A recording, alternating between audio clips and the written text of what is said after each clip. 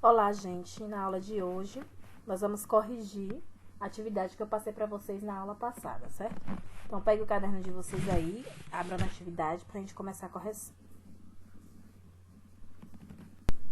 A primeira questão, ela primeiro pedia para vocês lerem um poema de Sérgio Caparelli, certo? O título do poema é Menina da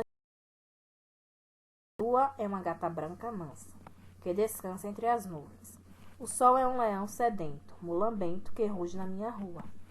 Eu sou uma menina bela na janela, de um olhar sempre à procura. Então vamos ver agora as questões. Com base no texto que lemos, no poema lá, então vamos responder as alternativas A, B e C. Diz assim: nesse poema, a lua é relacionada a uma gata e o sol é relacionado ao leão.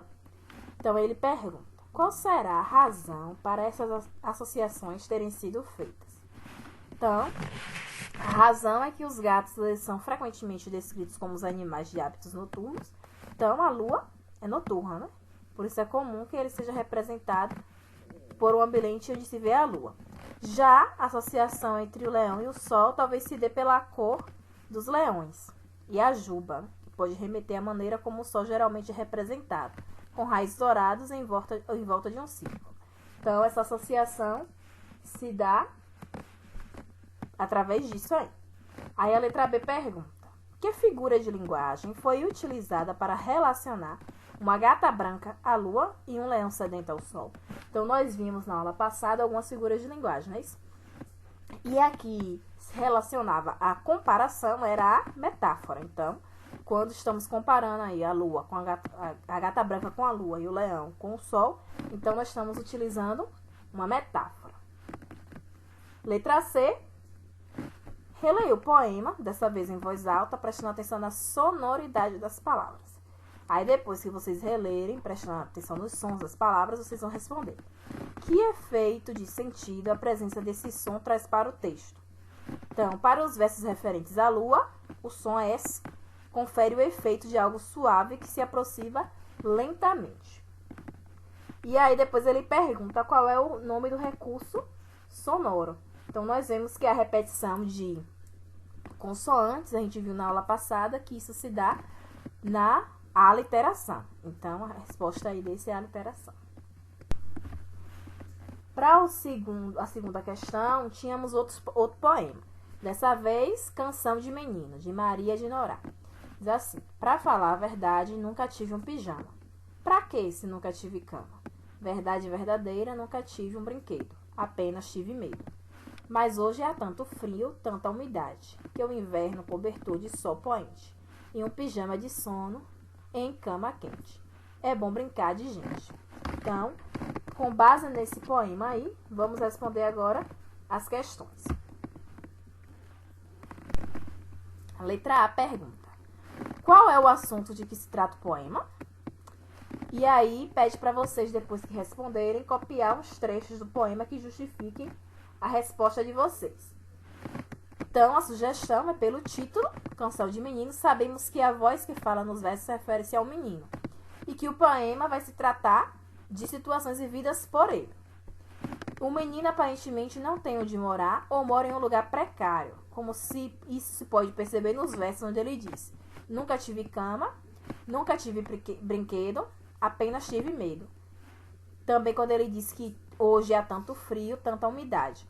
Então, quando ele fala essas partes aí do poema, deixa claro que ele é uma criança humilde, né? Letra B. No último verso, como você entende a frase é bom brincar de gente?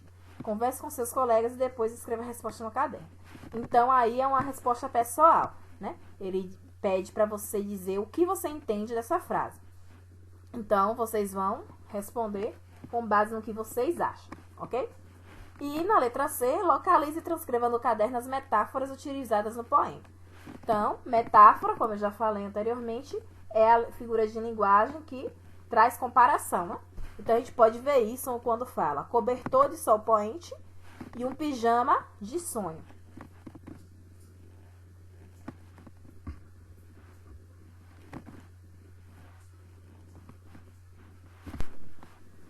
Terceira questão, também tem um poema. O nome desse é Nome é Nome, de José Paulo Paes. Diz assim: você por acaso conheceu um contador chamado Romeu? Toda vez que errava as contas, gritava: erro meu, erro meu, erro meu. Inesperadamente, a minha tia Inês soltou na rua o meu cãozinho pequinês, mas foi-lhe perdoado esse grave pecado. O padre só disse: nunca mais peques, Inês. Em que estação do ano nasceu Vera, a minha prima? Essa até rima. Não tem engano, nasceu na primavera, a minha prima Vera. Então, aí agora, com base nesse outro poema, vocês vão responder a pergunta: que recurso sonoro o poeta utiliza para fazer brincadeira com os nomes? Escreva no seu caderno. Então, observe que quando ele vai utilizar lá, por exemplo, em Romeu, ele usou erro meu, erro meu. A gente viu nas figuras de linguagem que quando a gente tem palavras, mesmo que tenham significados diferentes, mas que tenham sons parecidos, isso acontece em quê? No trocadilho, né? Com o Inês aí ele fez a mesma coisa. Inês com piquinês. E Vera também com primavera. Então ele usou palavras que têm sons parecidos. E isso acontece no trocadilho. Então essa é a resposta dessa questão aí, certo? Ou a figura de linguagem que foi utilizada pelo poeta é o trocadilho.